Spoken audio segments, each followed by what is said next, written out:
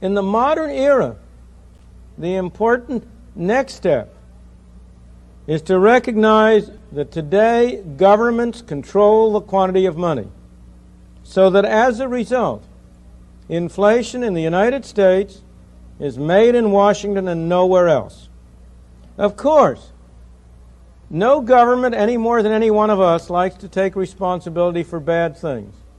We're all of us human. If something bad happens, it wasn't our fault. And the government is the same way. So it doesn't accept responsibility for inflation. If you listen to people in Washington talk, they will tell you that inflation is produced by greedy businessmen, or it's produced by grasping unions, or it's produced by spendthrift consumers, or maybe it's those terrible Arab sheiks who are producing it. Now, of course, businessmen are greedy. Who of us isn't? Trade unions are grasping. Who of us isn't? And there's no doubt that the consumer is a spendthrift. At least every man knows that about his wife.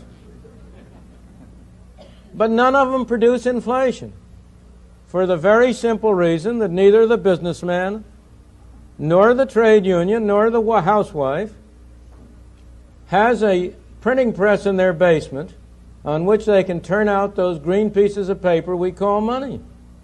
Only Washington has that printing press, and therefore only Washington can produce inflation.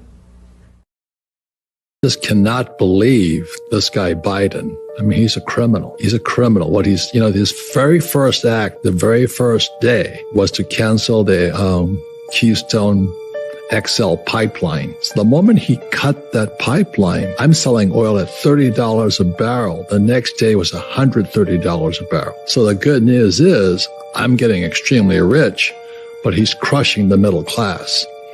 And by crushing the middle class, we come to a two-class society, rich and poor. And that's the basis of revolution.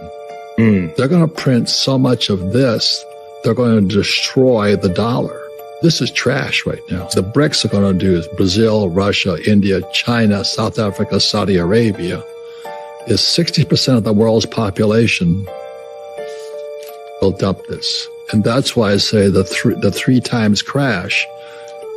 Number one is going to be stocks and bonds, because interest rates go up. It's going to wipe out these guys, my generation, who have 401ks, the worst thing you can ever do. It's just terrible what they're doing.